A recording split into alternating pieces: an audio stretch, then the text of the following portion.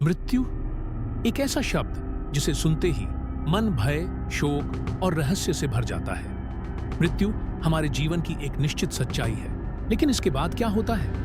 यह प्रश्न हर युग, हर संस्कृति, हर धर्म में उठता रहा है। गरुड़ पुराण, जो स्वयं भगवान श्री विष्णु के मुख से प्रकट हुआ और जिसे भगवान गरुड़ ने सुना, मृत्यु के बाद की यात्रा को अत्यंत सूक्ष्मता, गहराई और चेतना से समझाता है। इस पुराण में बताया गया है कि मृत्यु के बाद आत्मा कहाँ जाती है, क्या आत्मा को भूख लगती है, क्या आत्मा भोजन करती है, और अगर करती है तो कैसा? आत्मा कहाँ रहती है? क्या हमें पिंडदान और श्राद्ध करना चाहिए? आइए इन सभी प्रश्नों का उत्तर जानें गरुड़ पुराण की दिव्य दृष्टि से। जब मनुष्य की मृत्यु होती है तो देह का नाश होता है, लेकिन आत्मा नाश नहीं होती। आत्मा शरीर से निकलकर सूक्ष्म यात्रा आरंभ करती है। यह यात्रा एकदम वैसी ही होती है जैसे कि नींद में स्वप्न की स्थिति। मृत्यु के क्षण जैसे ही प्राण निकलता है, आत्मा स्थूल शरीर से अलग हो जाती है। उसे सब कुछ दिखाई देता है, अपने प्रियजन, रोते बिलखते लोग, अपने ही शव को, लेकिन वह कुछ कह नहीं सकती, कुछ कर नहीं सकती। गरुड़ पुराण कहता है, यदा देहम परित्यज्य याति सूक्ष्म तनुम ध्रुवम तदा पश्यति कृत्यानि न शक्नोति तदा कृतुम। अर्थात जब जीव स्थूल शरीर को छोड़कर सूक्ष्म शरीर को धारण करता है, तब वह अपने सारे किए हुए कर्मों को स्पष्ट रूप से देखता है, परंतु तब वह कुछ कर पाने में असमर्थ होता है। मृत्यु के बाद पहले 13 दिन आत्मा मृत्यु लोक में ही रहती है। यह समय उसके लिए अत्यंत महत्वपूर्ण होता है। आत्मा को समझ नहीं आता कि वह जीवित नहीं है। इन 13 दिनों में आत्मा अपने घर के चारों ओर घूमती है, अपने बच्चों, पत्नी, माता पिता को पुकारती है, रोने, चीखने, समझाने का प्रयास करती है, लेकिन कोई उसे नहीं सुनता। इसी अवस्था को प्रेतावस्था कहा जाता है, न जीवित न मृत। अब यह प्रश्न उठता है, क्या आत्मा को भूख लगती है? क्या उसे भोजन चाहिए? गरुड़ पुराण उत्तर देता है, हाँ, परंतु यह भोजन भौतिक नहीं होता, जैसे चावल, दाल, रोटी आदि। आत्मा भाव, भावना, गंध और श्रद्धा से युक्त भोजन को ग्रहण करती है। इसी उद्देश्य से पिंडदान की परंपरा चली। पिंडदान आत्मा का सूक्ष्म भोजन होता है। पिंडदान में चावल, तिल, घी और जल का प्रयोग करके एक पिंड तैयार किया जाता है। इसे मंत्रों के द्वारा शक्ति प्रदान की जाती है। यह भोजन आत्मा को ऊर्जा प्रदान करता है, उसे सूक्ष्म शरीर प्राप्त करने में सहायता करता है, उसकी भूख प्यास शांत करता है। गरुड़ पुराण में वर्णन है, यावद अन्नम न लभते आत्मा देहम न गच्छति तद दानात च देहम प्राप्य याति स्वर्गम अथवा नरकम।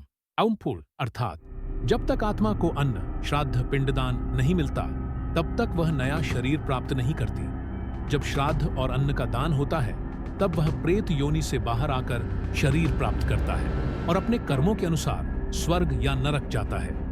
आत्मा के तृप्त होने के 3 मुख्य साधन हैं: श्रद्धा, भावना से किया गया तर्पण और दान; संस्कार, विधिपूर्वक किया गया पिंडदान और श्राद्ध; स्मरण, आत्मा को नाम, मंत्र और प्रेम से स्मरण करना। यदि परिजन यह सब नहीं करते तो आत्मा भूख, प्यास, भय और पीड़ा में रहती है। इसीलिए ही पुराण कहते हैं, न दत्तम पिंडकम येन न तर्पणम कृतम क्वचित स याति प्रेतयोनि च शून्य कूपे पतत्यधा। अर्थात जिस व्यक्ति को पिंडदान नहीं दिया गया और जिसका तर्पण कभी नहीं किया गया, वह आत्मा प्रेतयोनि में जाती है और एक अंधेरे शून्य कुएं में नीचे गिरती है।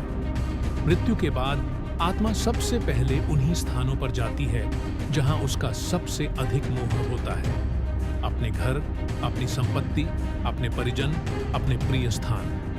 यह आत्मा वहां तब तक रहती है जब तक कि उसका पिंडदान और श्राद्ध नहीं किया जाता। जब आत्मा को पिंडदान मिलता है, वह सूक्ष्म शरीर धारण कर अगले लोक की ओर यात्रा करने के योग्य बनती है। आत्मा का सबसे बड़ा बंधन होता है मोह। वह अपने छोटे बच्चों को देखती है और सोचती है कि उन्हें कौन संभालेगा। वह अपने अधूरे कार्यों को लेकर चिंतित होती है। वह अपनी मृत्यु से पहले की बातें बार बार स्मरण करती है। यही कारण है कि पिंडदान के साथ साथ परिजनों को आत्मा से मन ही मन कहना चाहिए, हे आत्मा, हम तुम्हारे लिए प्रार्थना करते हैं, अब तुम शांत हो जाओ। तुम्हारा कार्य पूर्ण हुआ, ईश्वर की ओर चलो। जब आत्मा पिंडदान और तर्पण से संतुष्ट होती है, तब वह यमदूतों के साथ यात्रा पर निकलती है। इस यात्रा का सबसे पहला पड़ाव होता है वैतरणी नदी। परंतु यह यात्रा कैसी होगी, यह आत्मा के कर्म तय करते हैं। पुण्य आत्मा को देवदूतों का मार्गदर्शन मिलता है। पापी आत्मा को कांटों, अग्नि, पीड़ा, भूख और भय के रास्तों से जाना पड़ता है। जैसे ही आत्मा 13वें दिन के बाद पिंडदान से बल प्राप्त करती है, यमदूत उसे अपने साथ यमलोक की ओर ले जाते हैं। यह यात्रा आसान नहीं होती। गरुड़ पुराण कहता है, सप्तदश दिनात् परम याति आत्मा यम सदनम मार्गः तीव्रः पथः कठिनः अधोगति सदा भयम। अर्थात 17वें दिन के बाद आत्मा यमलोक की ओर प्रस्थान करती है। यह मार्ग तीव्र, कठिन, रास्ता क्लिष्ट होता है और आत्मा को सदैव अधोगति तथा भय का अनुभव होता है। वैतरणी नदी मृत्यु और यमलोक के बीच बहती है। यह नदी पापियों के लिए रुधिर, कीचड़ और मलमूत्र से भरी होती है। पुण्यात्मा इसे सहज पार कर लेते हैं, जबकि पापी इसमें फंस जाते हैं। वैतरणी पार करने का एकमात्र उपाय गोदान, गाय का दान, तिलांजलि, श्रद्धा से किया गया मंत्र उच्चारण, AUM नमो नारायणाय। गरुड़ पुराण में आत्मा की यात्रा को 47 दिन की बताया गया है। इन 47 दिनों में आत्मा को 16 प्रमुख पड़ावों से होकर गुजरना पड़ता है। 1. पृथ्वी लोक का मोह, स्मृति और संकोच। 2. स्वर्ग नरक के बीच निर्णय, प्रारंभिक मूल्यांकन। 3. कर्म लेखा कक्ष, चित्रगुप्त के कार्यालय में पाप पुण्य का लेखा। 4. पुनरावलोकन, जीवन के हर क्षण को अनुभव करना। 5. आत्म साक्षात्कार, स्वयं के दोषों को देखना। 6. प्रेत योनि की आशंका, असंतुष्ट आत्मा की पीड़ा। 7. भय का लोक, काल, अंधकार और यमदूतों के भयानक रूप। 8.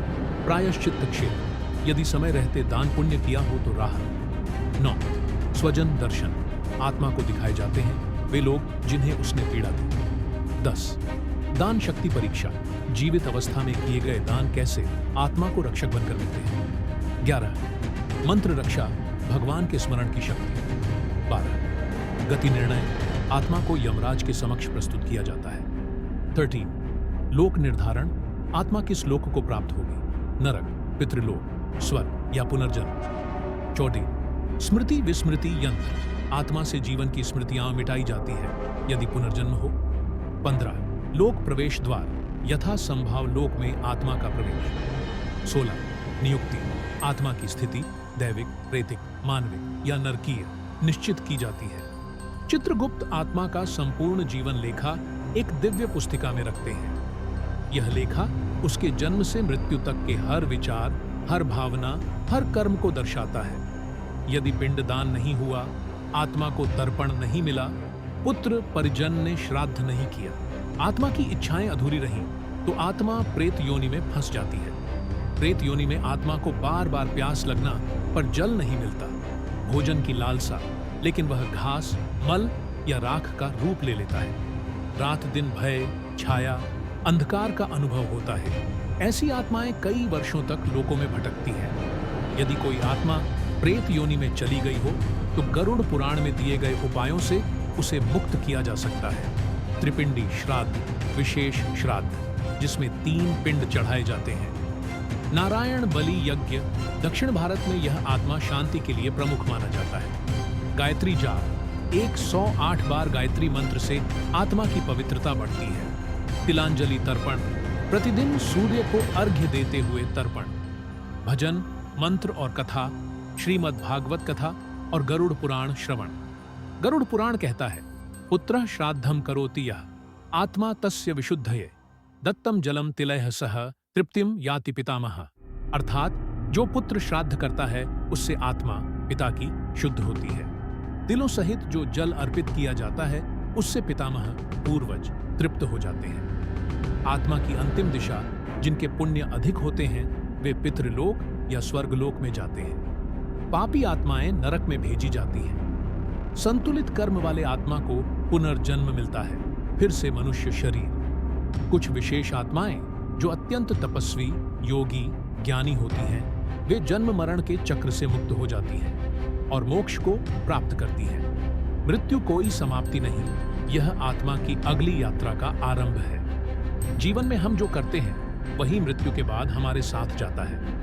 हमारा भोजन, वस्त्र, घर, धन सब यहीं रह जाता है। लेकिन पुण्य और पाप, दान और संस्कार, श्रद्धा और भक्ति यही आत्मा का मार्ग तय करते हैं। इसलिए जीवन में सत्कर्म करें और जब कोई प्रियजन संसार छोड़ दे तो उनके लिए श्रद्धा से पिंडदान, श्राद्ध और तर्पण अवश्य करें। अगर यह वीडियो आपके हृदय को छू गया हो, अगर इसने आपको आत्मा और मृत्यु के रहस्य को समझने में मदद की हो, तो कृपया इस वीडियो को लाइक जरूर करें, अपने प्रियजनों के साथ शेयर करें और ऐसे ही आध्यात्मिक ज्ञान के लिए हमारे महाकाव्य चैनल को सब्सक्राइब करना न भूलें। आपका साथ किसी आत्मा की शांति का कारण बन सकता है। धन्यवाद। जय श्री हरि।